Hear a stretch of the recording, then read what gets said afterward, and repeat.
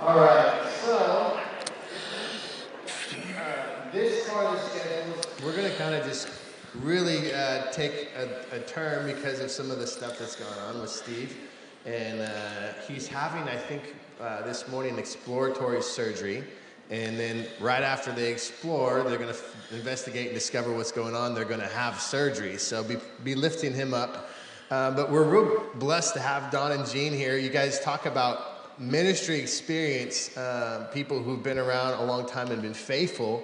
And I'm just incredibly blessed by the ministry. Don specifically has encouraged me so much, being a pastor and taking a church over and being able to get wisdom from men like him. Me and Don, I don't know if you remember, we sat down and had dinner about 1.5 years ago. And I got lucky because Steve was doing something. He's like, hey, would you take Don to dinner? And I'm like, yes. When you get to talk basketball with Michael Jordan, you don't say no. And so I was incredibly blessed by our conversation. And I will say so much of what he had to share with me has helped me in ministry, and specifically just being intentional about discipleship and loving my people. And so we've been really blessed by you guys. And so we have some questions that have been written in already that we're going to go through, and we have a lot of time, so we're not going to hurry through these for you guys. But if you do have any additional questions, remember the number, if it's in your back of your name tags. And so you can text these questions in, and if we have time, we'll get to your questions as well. And so with that, I want to just ask these guys some important questions. I think this is one I hear quite often at conferences, but I do feel like it's really important for us in ministry, and it's the family ministry balance. And so the question was this: how much time should a pastor or paid staff and volunteers devote to ministry compared to family? Or perhaps a better way to ask this is, how do you balance family life when it often feels like you're competing with everything going on in life of a pastor or ministry leader? How do you strike that balance? You go. This is my beautiful wife, Jean.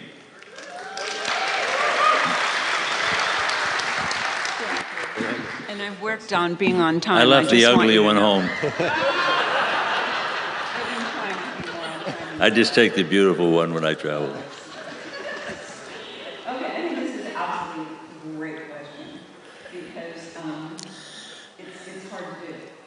And when you have children, it's a whole different thing than if you don't have children. So how do you balance that and you have to balance with the children and with your marriage?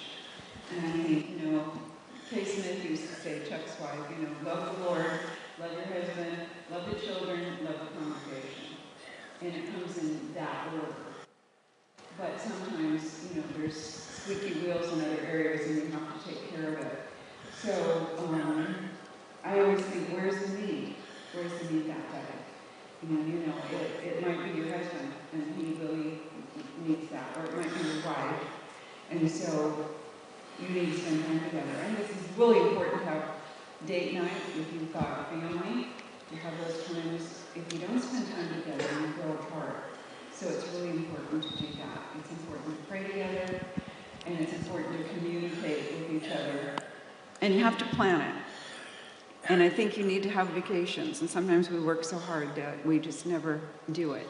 And you won't do it if you don't plan it. So I think it's really important that you plan those things and work on it. And sometimes Don will say, okay, you plan it. Where do you want to go?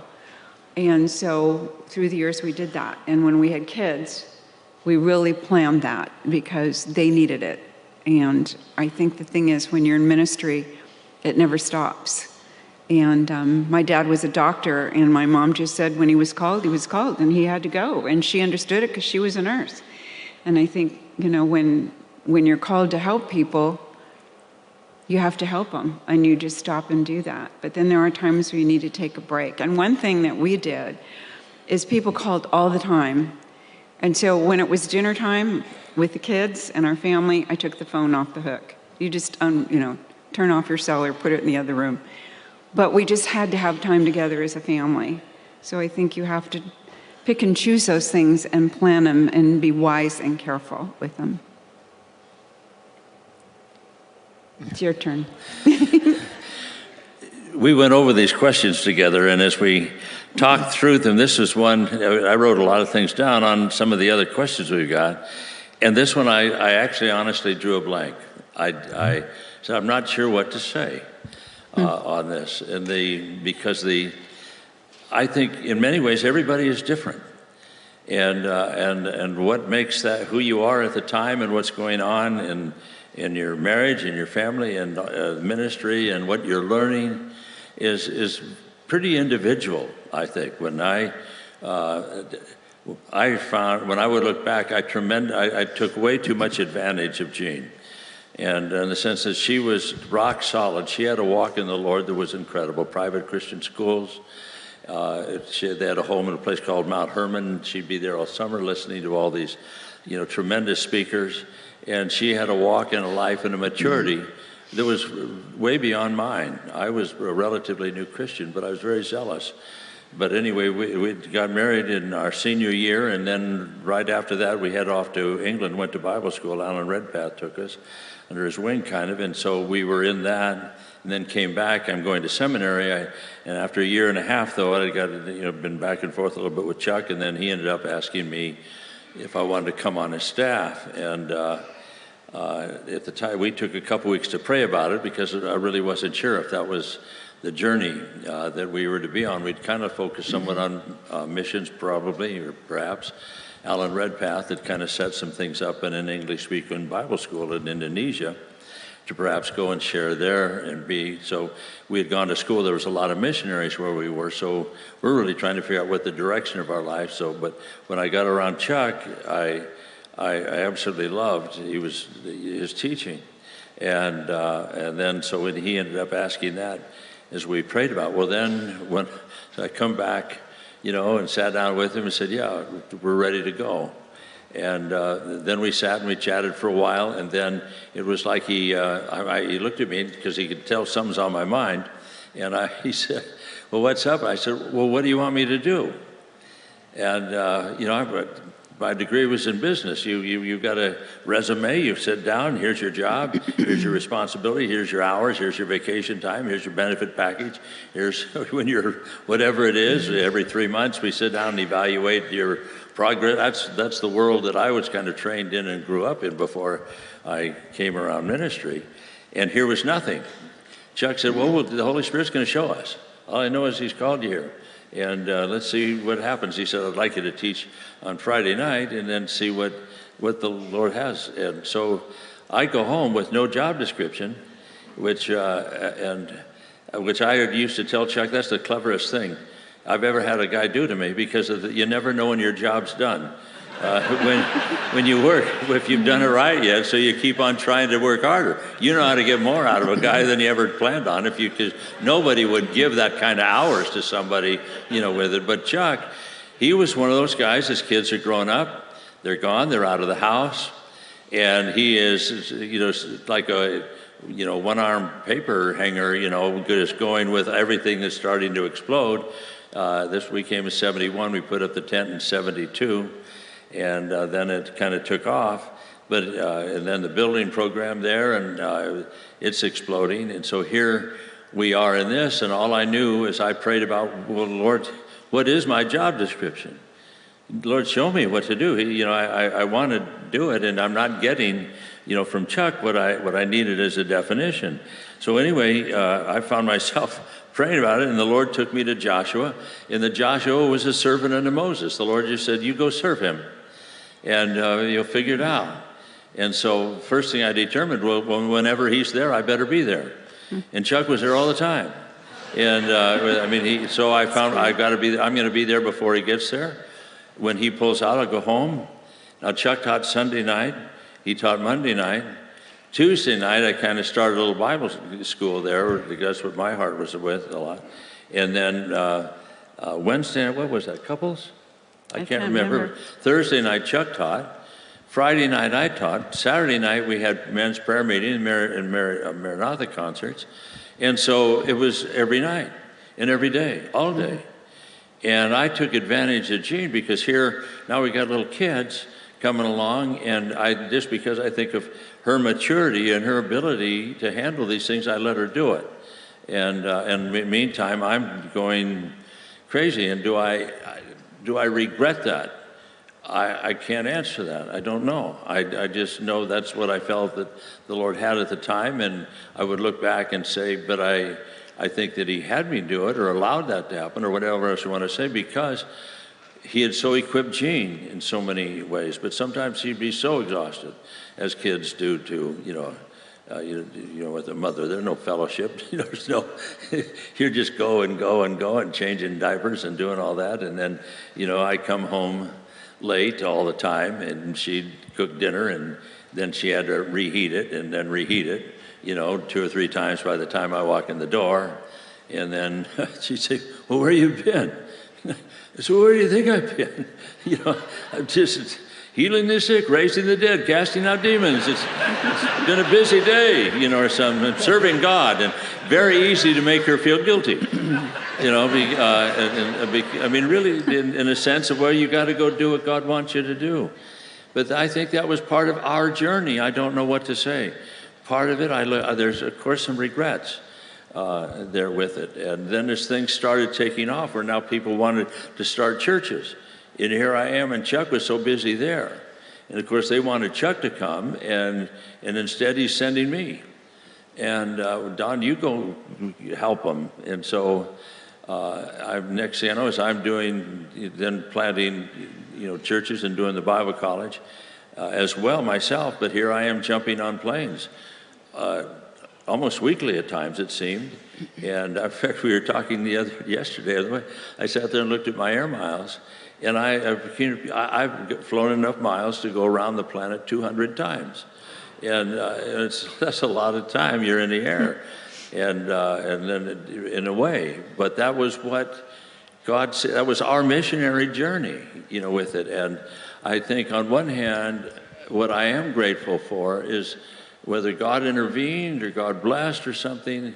Our children, 3 boys, well, they went through all the different things with them as individuals do. But they love the Lord, and they're walking with the Lord. They're one of them is pastoring, the other 2 are in church all the time, and in men's Bible studies, both of them on their own, and within their lives. And God's been very, very graceful to us. But I think in terms of things, you got to, who are you? And what is God calling you to do, and where are you in agreement? And Jean was, with that. She kind of saw it. Kay Smith had really taken Jean under her wing, and they were extremely close, and Jean could go cry on her shoulder, and my mother, she was an incredible woman. Jean could go cry to my mother about her son, and things, and she said, I know, I understand, you never should have done this in the first place, or whatever else. But it's too late now. You live with it. So, anyway, you look like you have another thought. I do. Yeah, I could tell. These vibes We've coming been married over long you. enough. We pick these things up. A response. Yeah. Then I get to respond after you respond. No, then Jack's taking it.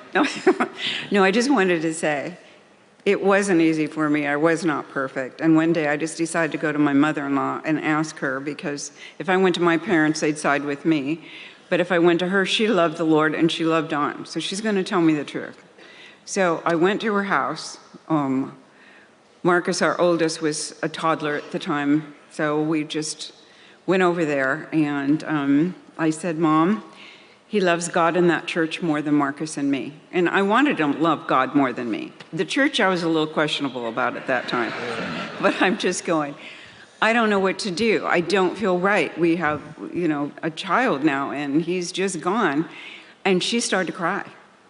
And she said, I feel so bad for you, but the Lord is telling me to tell you this. She said, the Lord is telling me to praise him for this. And I'm thinking, this cannot be right. This can't be the right answer. But it was so off the wall that I knew she was right. So I got in my car and drove back home with Marcus, and I just started praying. And I said, God, I don't feel good about this. I feel like, he has to notice his kids more that are coming and all. But I am going to praise you for it, even though I don't feel like it, because that's what you told me to do. So I'm going to praise you for it. And I didn't say anything more to Don. And it wasn't but some months later that he got up in a Bible study and he said, I realized that if I don't have a marriage, I don't have a ministry. And he got it. And he spent time with us after that. And when we had the boys, the Lord spoke to him and said, if you don't spend time with every one of those boys, you're going to lose every one of them. So he went out and he bought old Volkswagen camper, and we went camping, and our kids would say it was the most fun times of their lives. So I would just say, if you're struggling with it, pray for your mate, because God, when he speaks to him, does a whole lot more than nagging does. So it turned out well. That's great. This was a question I actually threw in the hat early, was just thinking about, you guys have been in ministry for so long, and you on the tail end, looking back, I was really curious, are there things, you mentioned that you wouldn't necessarily have changed this, but are there things that you would have done differently looking back now, knowing, oh, kind of did that wrong, or we would have maybe changed this because we know this now, but I just know experience is such a great teacher, and just curious if you guys had any insight on that. I would spend more time with the children.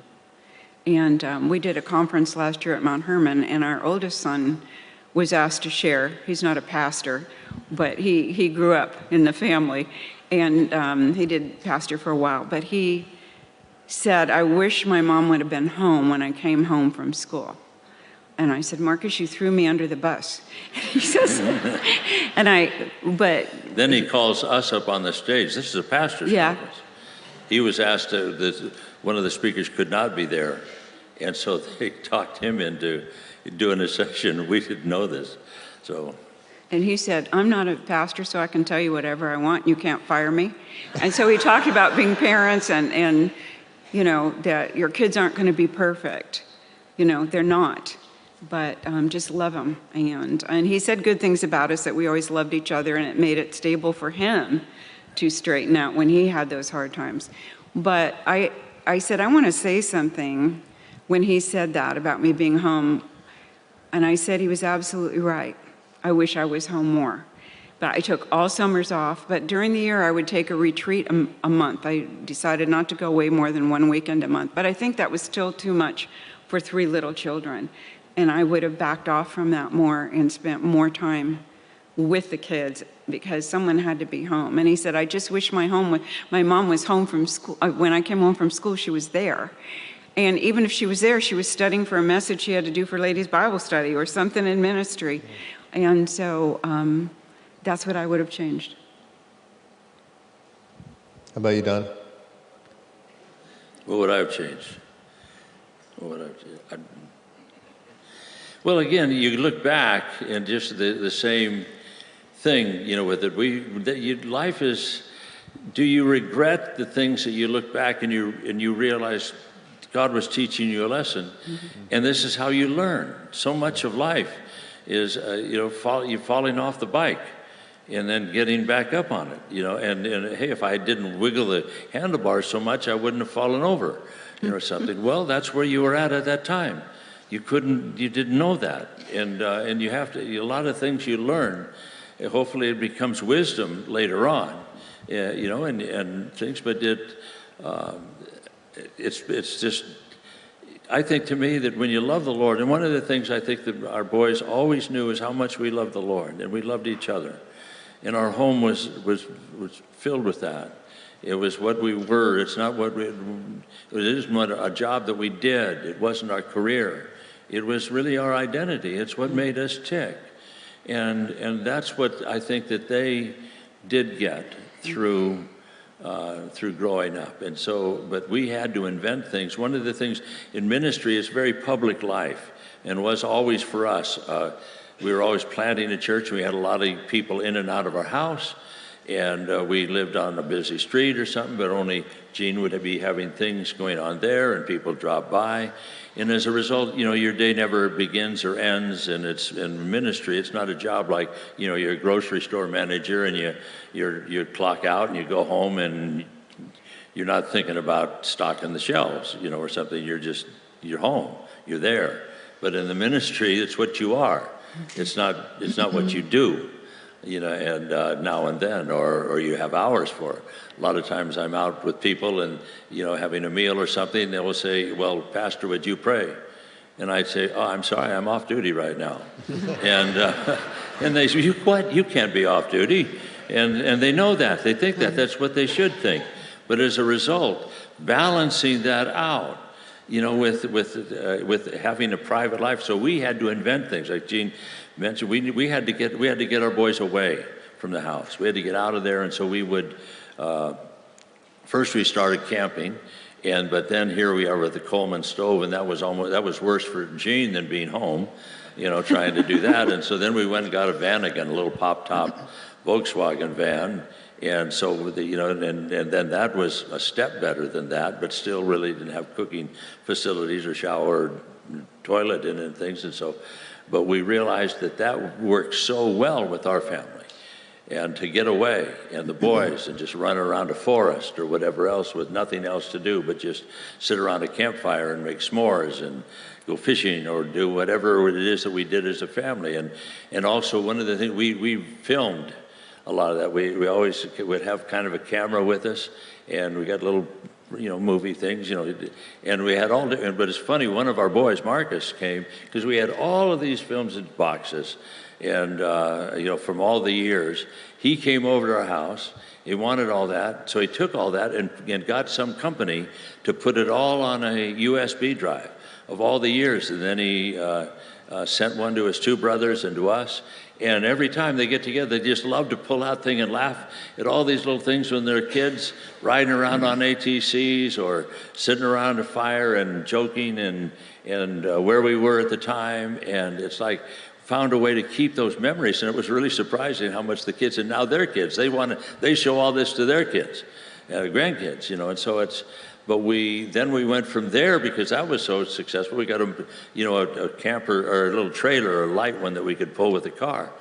But we found ways to get away and to just be completely out. And then there was a couple of guys on our staff that we had ATCs, and so we go off riding with our boys, and it was great memory. So we had to invent something, because when we were back home, you're back into a hectic lifestyle. So, and Kev, we're going to continue this thought.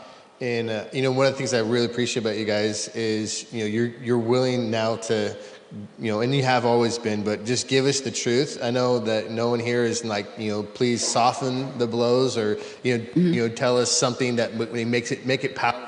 We just want your guys' honest, raw, like, this is what we would do here. And this was a question that came to mind that as I was thinking about this, that might offend, is, should women with young children be encouraged to serve as office staff? And I imagine that the question is specifically with hours, like, in the office, these X amount of hours that they have to be there routinely. And what wisdom would you offer in regards to that? I hesitate to do that, because I think every ministry is different. I really do. It's not an excuse for not having a pat answer for it. But I think, because one of the things is, back when I started the Bible college in 1975, and I'm teaching through the book of Acts in the school, and it hit me on how that it was the apostles that were the mobile ones. They went in and, preached the gospel, brought people to Christ, raised up elders and deacons and pastors, and turned it over them, and then they moved on. And it just hit me, on one hand, that's not the way most churches are in the world today. But I felt this is what God may be calling us to do. Well, I talked to Jean about this. I said, what would you think about this? I feel like the Lord is saying, I want you to plant, raise up leadership, get it together, get a solid church, and then go do it again. And so she, we prayed it through, and she agreed. She said, I think so. I believe that's it. And so that's how we kind of spent, our lives. And when you're doing that and you're going out and starting all over, you just left something where the whole thing you kind of build in our mentality is, Lord, I just want to get a church to where we've got a building and we've got a staff and we've got income and I've got, vacation and my car, they can pay for my car and I can, have some stability of life. And a lot of people, that's what we want. That's by nature.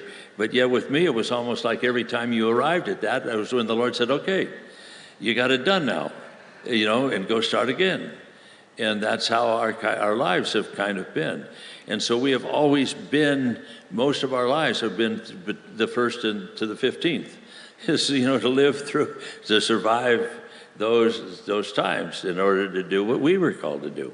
And in the process of it, with bringing people around us and gathering, we're first maybe in our home, and then maybe we get a rental, or we'd be in a school or wherever it was, but it kind of centered around us a lot.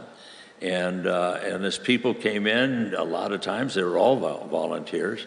All this came along, but then as time we could afford, to put somebody on, and we'd have staff. We'd need somebody over the nursery or the Sunday school or the children's ministry and these things. And a lot of times they would be volunteers initially, who have jobs and as well to support themselves.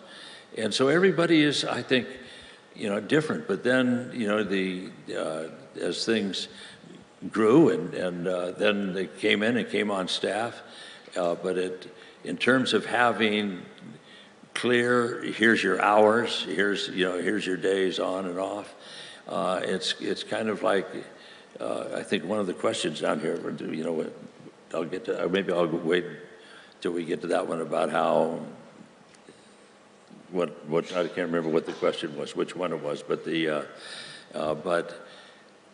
I think ministry, it's a body, it's a family, and every family's distinct. You would just, it's not like you start a McDonald's, and then you go down the street and start another McDonald's, and then another where you've just got this model. Well, we have a model of Calvary's in the sense of internalized, philosophically, if you teach the word, here's your eschatology, here's the emphasis on exegesis, chapter by chapter, book by book, and here's where you are in terms of the work of the Holy Spirit, these theological definitions a lot, but we really have not got, in the distinctives of Calvary Chapel, something that says, okay, now here's the functional aspects of guiding a church.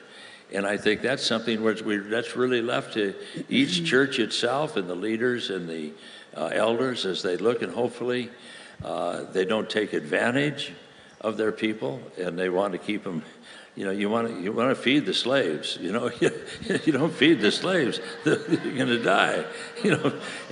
People work, and they work hard, and they work long, and they've already got a job. But by you're making that into the body, there, and being sensitive to that with each individual life, and so I know we're going to jump back into this a little bit in one of the later questions. So I don't know if I answered that very well, Jean. Well, I just wanted to answer the part of the question that said, should you insist that the wives work on staff in the office? And I would say absolutely no. He always hired the guy. And if the girl came along and was helpful, that was a blessing. And if she didn't have any children, she may get a job in the church and be on staff in some way. But if they have small children, usually it was volunteer things they did. I think it's fine to work and get paid for it if you need to, if you can do it at home if you have little kids. Or I have a friend right now that just became a senior pastor's wife, and she has her kids in school. So she'll go to the church and work 2 days a week when the kids are in school, and that's how she worked it out. And a lot of jobs you can do today from home because of the computers and the phone and everything too. So you have to work with what you have. Well, I don't know how many, I've had a couple hundred anyway, people work with me. And one of the things I have never hired a couple. I hire, the man. I had to do the role, to do the ministry. Never hire a couple. But having said that, I would not ever hire a man whose wife is not as passionate about the ministry as he is not as sold that she realizes this is the life that we have chosen together, and it's different. Mm-hmm. Because if she struggles with that, and I want a guy that has 5-day-a-week office hours and all of these things mapped out like a regular career, that's not going to work. It just doesn't, because one of them is a job, and the other one is an identity. And if she doesn't share that identity, Now, how she is at the time, whether with her children that are young, you realize you need to be at home, with them. You need to do this, whatever it is that's going on. But the important thing is I've seen through the years different men where they're gifted and they're called, and yet their wife does not share the same passion. She is not, has the same heart, and the result of it is never good. With it and the potential of it. And so I think when a body looks and they see a wife there, that in a sense, that she comes in and she sits in the back row and does her duty and attends church and comes and goes and does all of that. But at the same time, that she's not somebody when she is there, that she is as there as her husband is there. I don't know if I'm saying that right, but is that she, right now she's at home a lot with the kids, but boy, when she is around the body, she loves it. She loves the fact that her husband does what he does, and she's at his side and longs there to have that as the kids grow up and become more and more independent. I want to be more and more involved in his life as they can. And so it's the heart to me that is tremendously important in both the couples. And anyway. I think this next question is really great because you touched on the apostolic type of ministry God called you to, where you're going and kind of raising up church leadership and then moving on. And so the question is, what advice would you give to staff, elders, ministry team going through a transition to a new pastor? And what encouragement would you offer to someone who began ministry under one pastor but now is under another? And by the way, my church, I didn't ask this question. This was there. So this wasn't like, I want to know what you need to tell these guys what to think. So it wasn't that. Just. Mm-hmm. So Zach, you didn't dream up that question No, yourself. I did not. You're quite happy yourself. Very happy. You're okay. Yeah. You're not complaining and bitter and uptight. Not at all. Yeah. Okay. Well, good. I'm glad you explained that, because what we're talking about backstage kind of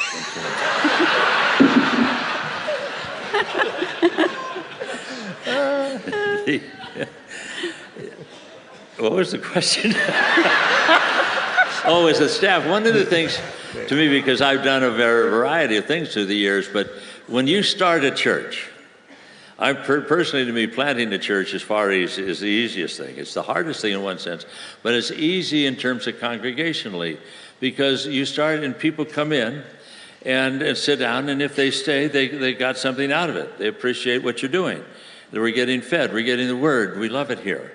And if they keep coming back, but there's always a lot of other people that come in, were there a time or two and said, well, that's not me. And so they just move on. And so you've got a group of people that are all there and all, we're of one heart. We're of one desire. He's our pastor. And then as the staff is built and the ministry happens, they all kind of grow collectively together in it. And there's a greater sense of unity and easier to maintain in that unity as you grow by planting things. And what happened with me one time is, when we were in Redlands, I felt it was the time. The church was doing great. We had the building. We had things paid down. We great staff. We're just cooking wonderful. And I just felt, honey, I think it's time to go. And Jean struggled with that. And one of the things we have always agreed on, and that is that any decision we make, that we don't have the peace that the Lord, with both of us, we won't do it. I've never tried to push her into anything, and ever. I have knocked her out and dragged her by the head into stuff, but I've never pushed her into it. No, I'm just kidding. No, but because I knew if she wasn't 100% at my side, I don't want to do it. I want that confirmation that she is as committed to this as I am. Well, when we were in Redlands and I felt it was time again, she said, she had different things. Her mother was dying of Alzheimer's, and she said, my mother's so close and I can't. And then, things going on with the kids in school and other things, and then her mother passes away, and it's okay. And well, my dad, he's there in town, and we just need to kind of help him through it. And so we kind of go through that. She loved the Lord, her mother did, and her dad did incredibly. And so here I am. This goes on for about 2 years, where I'm just praying and we bring it up now and then. And she, okay, I'll just take it. That's not the Lord yet. I didn't push it. And but then one time I come to her and I said, do how do you feel now when her dad? And she said, I'm good. I think so. Well, just not only, I think a few days after that, I'm flying somewhere with Chuck, and I said, Chuck, you know, it's time for me to go again. And he says, yeah, it is. Why? Is there a problem? No, you know me. And he said, yeah, we talked about that. And he said, I said, I just know I don't want to be in Southern California anymore. We got so many churches. We don't need another church here. I want to go where, I'm trying to figure out where that might be, where it's a great need. And he said, you know, Don, I was just in San Jose. I was up there for a pastor's luncheon to speak at this. And a fellow comes up to me. They have a big Assembly of God church. And they're in terrible financial shape. And with it in there, the congregation is actually in the process of suing them because they illegally sold bonds to the congregation that had no, they weren't legally held by the church or the property, and now they may have the church foreclosed on, and if that's foreclosed on, their $3 million is gone. And so there is a terrible mess, and it's down to hardly any people left in it. It was once a good, large church, but that's gone. And he was telling me all this, and they've got a debt total of about $7 million. It ended up to be 8.1. And but he said, if you'll go up there, he says, we can't break it. We've been trying to get some in the Bay Area. It's just, no matter what it is, it fails. It's just so liberal. There's such a mess there. And we can't. And he says, but if you'll go do this, we'll loan you the $3 million to get it going, and then you can pay it when you can. And so I looked at Chuck. I'll never forget. I said, are you serious? And he said, yeah. I said, Chuck, we don't do that. We don't take over churches. We birth them. I said, Chuck, I'll never forget. I looked at him. He says, do you realize there are far, far, far more new births on record than resurrections? You are talking. And he says, I know. And he says, but I just feel like this could be it. And he says, I think you can do it. Well, one thing, led to another, and here I am. I've been praying for 2 years, and then we're flying, and so I just mentioned this to him, and then I go home because I told Chuck. I said, Chuck, I told him. I said, John Corson came from there, and John knows San Jose, how about calling John, see what John thinks? And Chuck said, okay, I'll do that. Maybe he'll go, and so. All the way home, I was driving home, the Lord just beat me over the head. You've been praying and praying, asking me. And he says, now the door opens, and now what do? You say no to it. And so I get home and I call Chuck back. I said, Chuck, do me a favor. I said, you call John. And then talk to him about it. And if that's all I knew is what he told me on the plane. I said, if John does not have a peace about it, I will go sight unseen. I'll do it. And I just felt like the Lord just said, just do that. So anyway, John, so Chuck, but I said, but don't tell John anything about this, and so he said, okay. So he called John, told John the thing. John jumps on a plane next day, flies down there, gets there and finds out it was the very church that he was saved in many years before. And he goes over, walks around the building, didn't talk to anybody, sat in the building, walked around the building, prayed about it. And while he's sitting inside the building, the Lord speaks to him. And when he goes home, he calls Chuck. And he said, Chuck, I went down, I walked around, I prayed about it. I got on the plane, came home, and he said, but the Lord spoke to me. And he said, this is for Don McClure. He's supposed to do this. Chuck tell John, would you please call Don and you tell him this?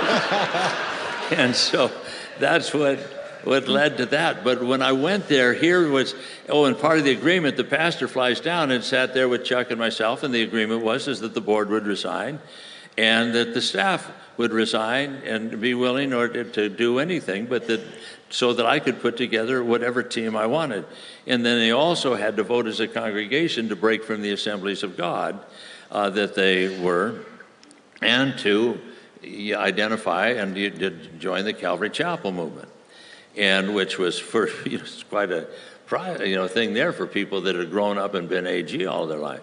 Well, the people that were there, they were so indebted, they were going to lose everything.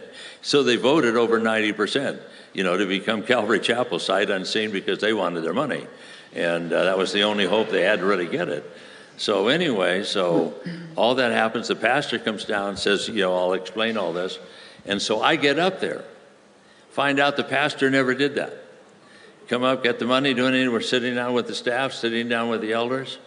And they're, okay, who are you and what are we all doing? Come to find, he said none of this to them, which put me obviously in an interesting perspective. So I brought him up. I said, well, here's our conversation. I want you to understand where I am so far with this. And that the pastor should have, he agreed that he was going to communicate these things to you, that I would be free to put together my own leadership and my own team. And I said, do all of you understand that? And they did. They were, okay, we kind of suspicioned that, though we were never told that. Who knows what was going to happen? And I said, but here's the deal. I said, I don't know anybody here. I don't know anybody. Chuck Gerard, a friend of mine, musician, of course, he said, Don, I'll go help you.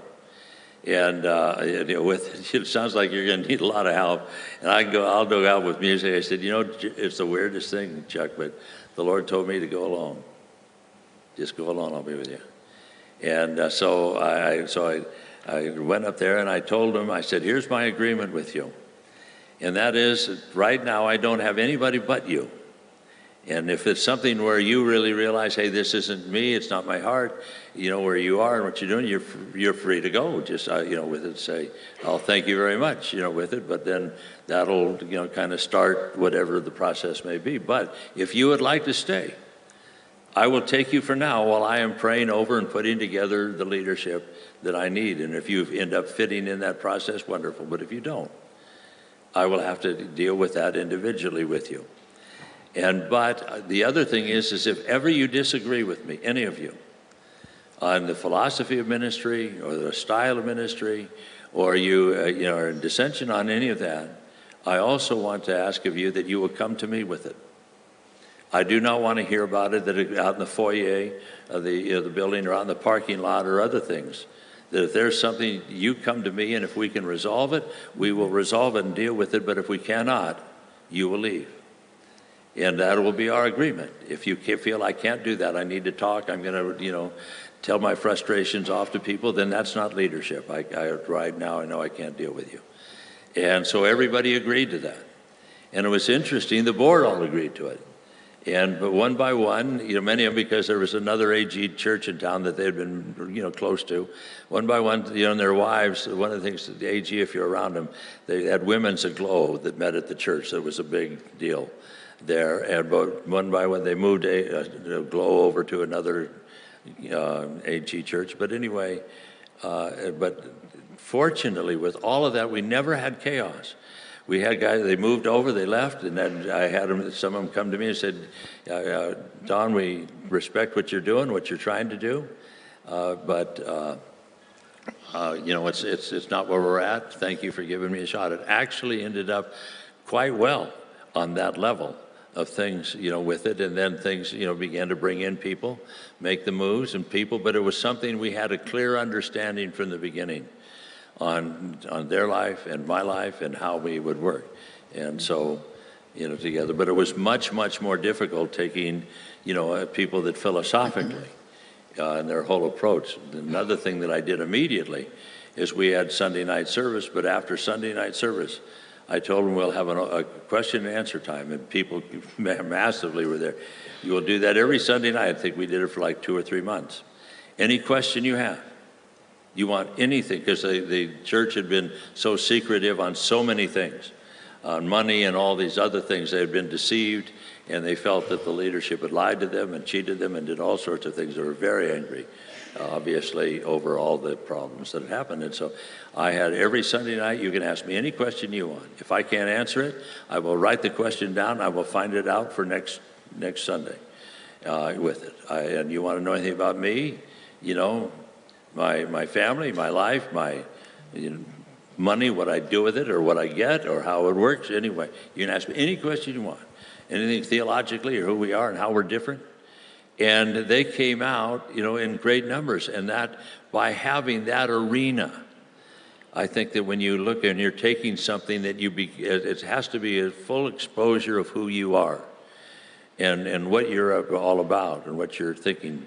You know, a lot of people, whether they agree or disagree with Trump, one of the things that he's very good at is, you know, rather than having a press secretary over here handle all this junk where it goes back and forth, it's time that he's just constantly before the people and they're asking him questions. And whether you like the answer or not, he's there. He explains it. This is who I am and this is why I'm doing what I'm doing. It's not an issue that you may agree. I'm not talking on that, but that visibility there. And I think a pastor needs to be, you know, like when they came to Jesus, had problems. He said, hey, look, what I am, it's wide open. You can ask anybody, what it is that's going on. So anyway, that's a long answer for something. But if you're taking over and in transition, I think that each person really looks and has to, and look there at a pastor. Do I respect him? And can I follow him and serve him? As I grew up in one, and now that pastor that I was always there, obviously there for, and worked very well with him. But so often when we come into ministry, we're wet behind the ears. We've never done anything, so we grow with it. And then we get a certain amount of maturity and thought and think for ourselves what we think and how ministry should be. Now there's a transition, and now somebody comes in that thinks a little different, and we think it's our responsibility almost to disagree, because now I'm smarter than when I started and with it, and you may be. But the issue is now, can you sit down and build a relationship and give that pastor the freedom now to say whether you fit, and you fit well. You have to earn your spot all over again. One of the things when I took a church, when you're building a church, everybody keeps coming, well, now when I'm the new guy, now all of a sudden here are the people sitting there that built that church, that had been there for many years. There was a couple in that church that had been in the church for 60 years, 60. And they were the matriarch and patriarch. Everybody loved and respected them, but they were AG all the way, all the way. And, but that's another story. But they ended up being some of our dearest supporters we ever dreamed of in terms of ministry, and saving so much in that church. But I think that when somebody is brought in to lead the flock, if you can't faithfully sit down with them and say and evaluate your identity and your call again, then you probably don't fit. And even though you were there first. Because now when I take a thing over, now everybody's looking at me that's been there forever and now say, well, we don't know who you are. And now I was there probably for 2 years before I stood in the pulpit and felt like they were my flock and felt like I was their shepherd. But it wasn't just that, I walk in, I'm your shepherd. Oh, are you really? Well, we'll think about that. And now I've got people that are thinking about it every week and month, making a decision. And it was funny when I came, Chuck tells me, he says, Don, he says, people are going to leave in 3 groups. I said, well, that's encouraging. What do you mean by that? And he says, they will. He says, first of all, when there's a transition in pastor, he said, there's a certain group that already they've been wanting to go for some time. And they've been talking about it. They've been unhappy, and the pastor's finally left or whatever else. And he says, that group, you never know them. You never met them because by the time you came, they actually exited when the transition was happening. So you don't meet them, but the congregation knows them. They know this group, they all left, and now they're not here when you come. That's group 1. Group 2, where they sit there and decide, well, let's see if we like them. Let's give them a break. But they all talk with each other. They all, and then out in the foyer, in the parking lot, they chat back and forth what they think of you. And then that group decides, we're going. And they will go as a group, subtly. They'll just kind of disappear in a bunch in a very brief period of time because they've all kind of connected on this. All right, we gave them a shot. We're out of here. That's group 2. And then group 3. There's now people that are left that always wanted to lead, never had the really opportunity, but now the other leaders are gone and there's an opening for them. And so they push to want to have that, but because they're no good at it, and you can't give them that position, then they get upset and they leave. And I said, Chuck, I got to write this down. They're the most encouraging words I've ever heard in my life. Yeah. But I mean, but that's, he said, that's exactly, when I moved around with the Foursquare, that's exactly how it was.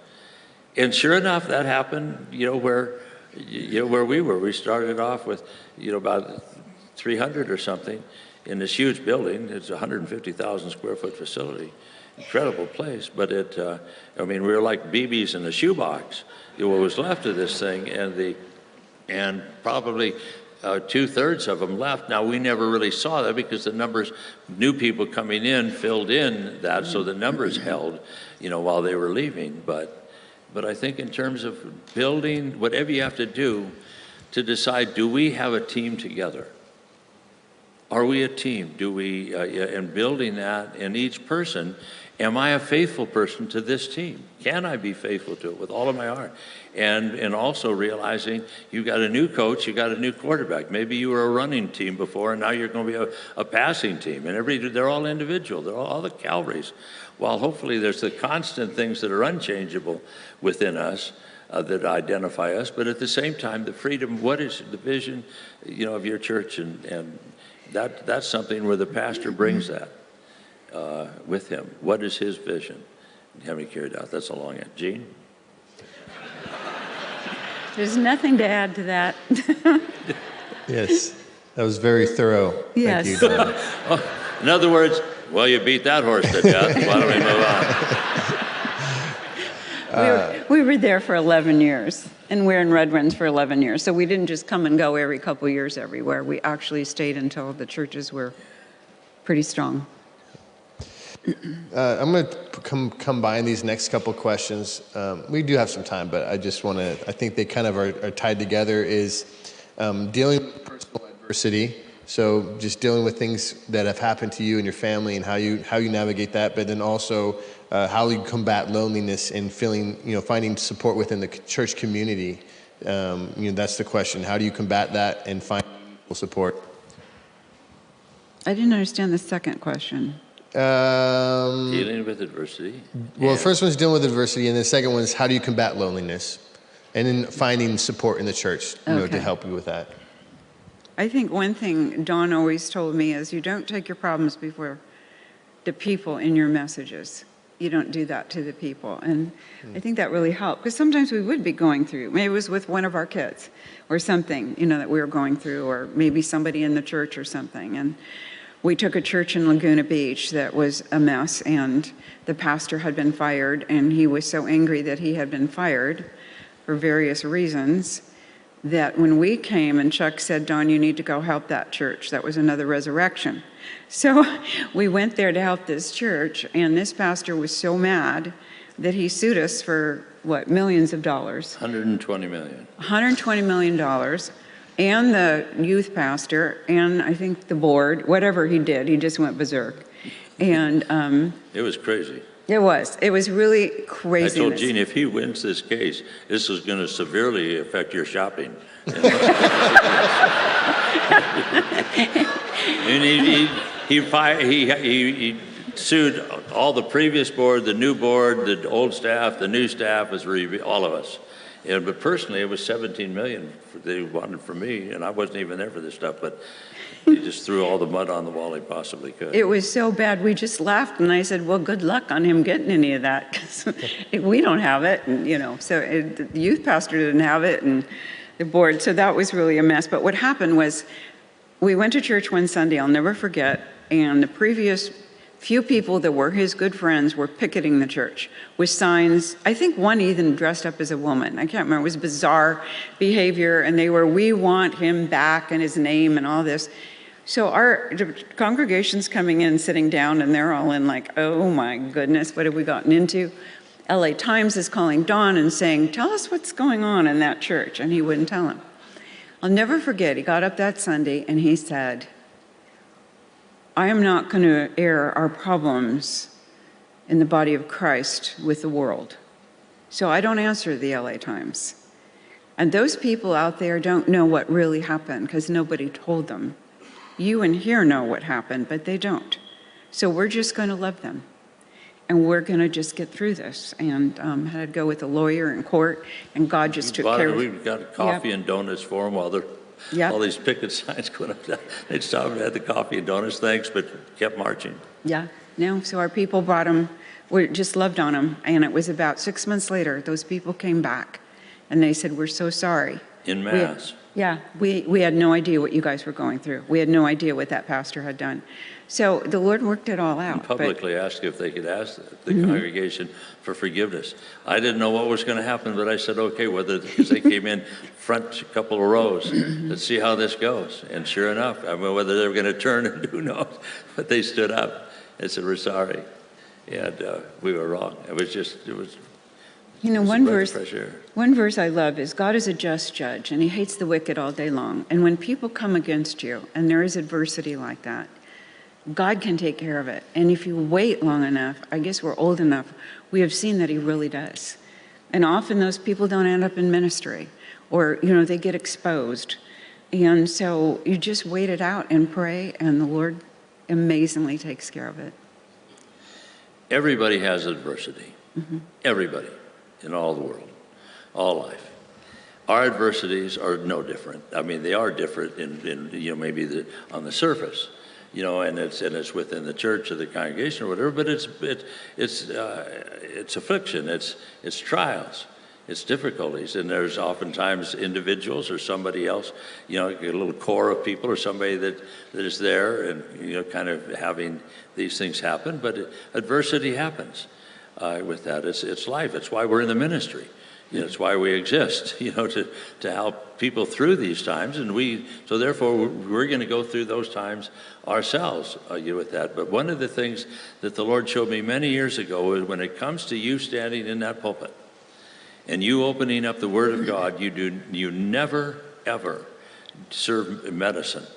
You serve food, and every day you want them to come in and sit down, and they're going to get the Word of God. They're not going to get what's going on in your life or these things over there or on the side of these other battles. You want them to have the Word, because the Word, there's medicine in the Word. If you're just getting good food, they're getting good medicine, and they'll grow through that. But if you start going after and dealing with your adversity from the pulpit, and there's little subtle ways we can do it, all of a sudden, God wants me to speak a sermon on gossip, and everybody, well, who's gossiping? So he's talking to somebody here, and they're all having, who is it? But it's like, this is the meal table. You don't sit there with your family. All right, everybody, what is this? That's penicillin. We're all having penicillin. A little shot of penicillin tonight. Well, why? Well, it's just good for you. No, there's somebody that, but if you don't serve the family penicillin. If somebody's sick, you take them aside and you deal with that. Because if you start serving medicine at the dinner table, they lose trust. And then when you are speaking on something that is about human beings and struggles, they'll wonder they won't trust you. Who are you talking to? But if you just stay with the Word, you feed them, you put good food on the table every time, and they build that trust. When I took over this church in San Jose, I listened to many of the previous pastors, and he always did that. There was something going on of people that weren't standing strong in Christ and really having victory in Him, and are discouraged and are talking and gossiping in the parking lot, and things, and so everybody, who's he talking to?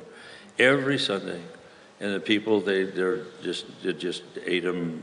Little by little goes to nothing. So always stay, no matter what you're doing. You may have problems with one of the kids, but you don't go spank them all. And well, you're all getting a spank tonight. Why? Well, just spankings are good for everybody. So no, they're not. So anyway.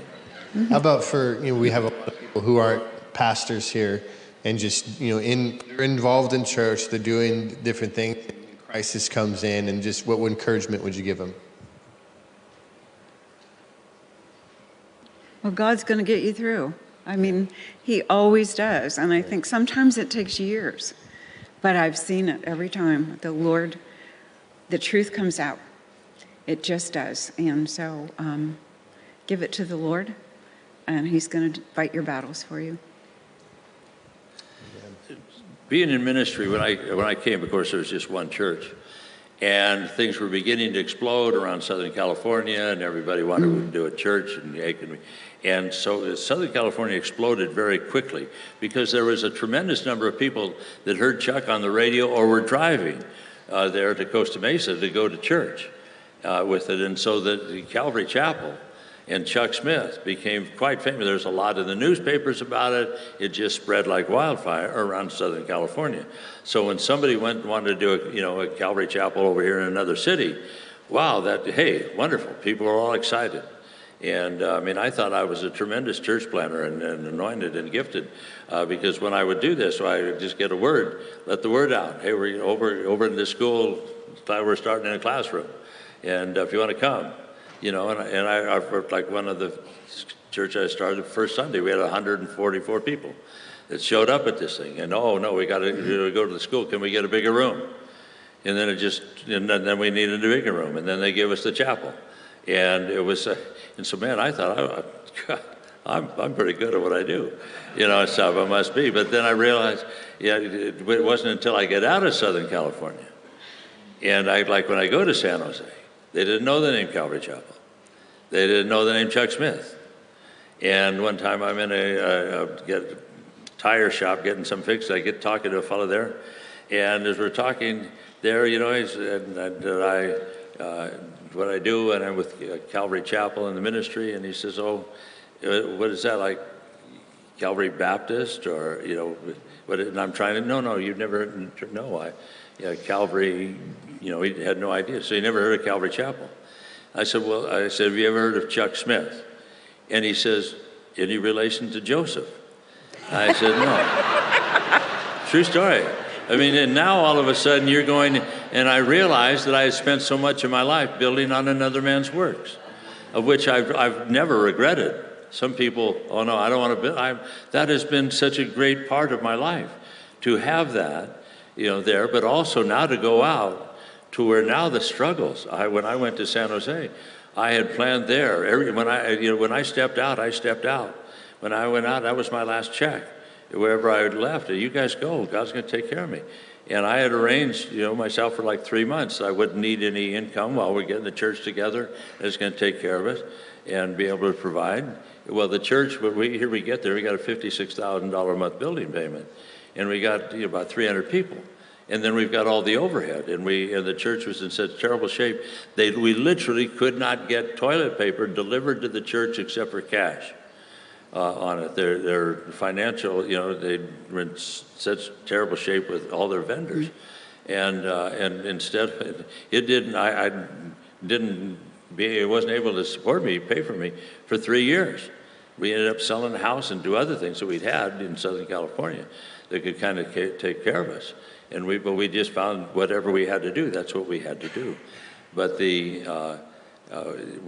so many, you go out, and many of you went, and you're not building on another man's work. You don't have other things. One of the, that you're kind of being sent out and building upon something that helps an awfully lot. And hopefully where you came from, the pastor that maybe helped send you or equip you or whatever else, that those things, kind of can carry on. But it's tough. What was the question? Which one was that? I think you got it. You nailed it. Another dead horse. I only say that because we only have a couple minutes left, and I just wanted, I can listen to you guys all day. Like, seriously, I love hearing your stories and just hearing your experience. And so, we're not trying to hurry you guys up, but we have other things to get to. And so my last question is, what one piece of advice, and maybe I'll emphasize just one, would you give to a current aspiring ministry leader? They want to get into ministry. What's the one piece of advice you give them?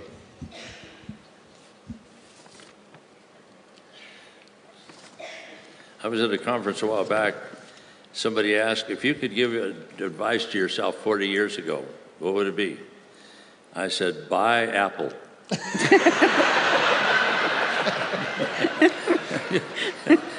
No, you just, why don't you go? What are your thoughts? I would say, for pastors that are starting out, or one thing I've really seen, through the years is the pastors that are humble are much more successful. And the young pastors that are extremely gifted and go out there and get prideful, they don't last long. And I think always know that it's God's work and it's not yours. It's His, and you're simply the caretaker of it. So Redpath told us, Alan Redpath, that pastors fall from three things, and it's pride, women, and money. And it's true, and I think you have to guard your heart in all those areas because that's where they fall. And so we saw people in the 70s around us, TV evangelists, all kinds of people fall from these sins. And I remember we looked at each other and thought, but for the grace of God, there go we. So we had better keep our hearts really clean before the Lord. And He wants us to live a holy life, and it's really important. You don't go into the ministry to find yourself. You don't. That's not, you go into the ministry to lose yourself. And it's a very different road than anything else in the world, any other career. So often people are going in to find themselves. Alan Redpath used to say that it takes a crucified man to preach a crucified Christ. And that, a Christian servant, he's a dead man on furlough. That there's somebody there that their life is really, truly, they've done a piece of business. That God, you have called me to this. This is your call, and at times that will be tested. For me, then I go down to the land of the Philistines, and Saul will cease from chasing after me. He just got so tired, and wondering, am I called? With Jonathan, he goes to Jonathan. One time he says, well, what did I do? And dale and nook and cranny and valley and cave, all over the land. Where one day, to me it hit one time because I love David. He's one of my favorite characters. But it's one thing to me to be anointed king, but it's another thing to become the king you've been anointed to be. And here he's anointed, but then to have that certainty. Well, one day when he would sit there, he was tested by fire. Moses was tested by fire. Went through these times, who am I? What am I doing? And these struggles and going before God and crying out. And all that is hopefully more solidified. Your identity. And when you know that, I think now there's a person that he stands in the pulpit, he opens up the Word of God, and he begins to communicate it and realizes that it's not just something he's preaching over his head because he just found, a great text or something, he's just doing, something off the top of his head almost. But you sense that there's somebody there that what he is teaching, it went right into his own heart and his life. It turned him inside out, upside down. It tore him apart, becoming true within him. And now it comes out in power. It comes out with authority. And people are hungry for a pulpit with authority and conviction and power. And they sense it's been tested, and it's been tested, been proven. It's been through the fire. And so expect that. If you're young and you're aspiring to go in, look and count the cost. Jesus said a man doesn't go to war if he doesn't really look and evaluate who he's going up against or build a house. And I think sometimes we get people excited about the ministry. They come into something like this here and, oh, wow, I think God's called me, something, but you have no idea. Going all the way back when Steve and Bobby started here, when they came, and those times that they went through, or and what it was within them, that now a congregation sits there and says, "Feed us, we trust you." And the staff, I look at the staff around in the unity and the depth and the call and the conviction that they share. Where'd they get that? Mm-hmm.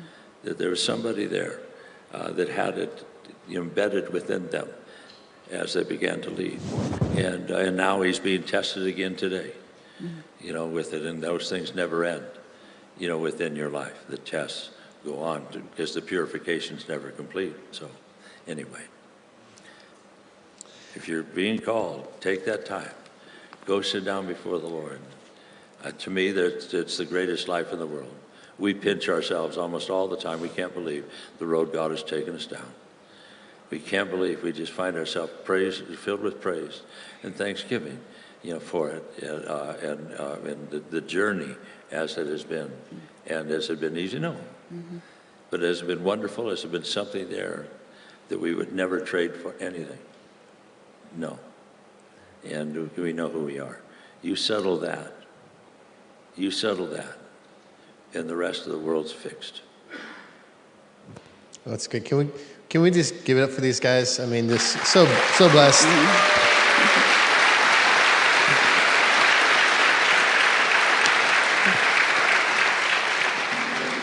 We are going to take a break. 11:15 is when we're back, but just so you guys know, obviously bathrooms and stuff, but the cafe I think is open. There's all these vendors out there as well. Go around and check out their booths. But yeah, let's just take a break, and we'll be back in about, I think, 25 minutes. So.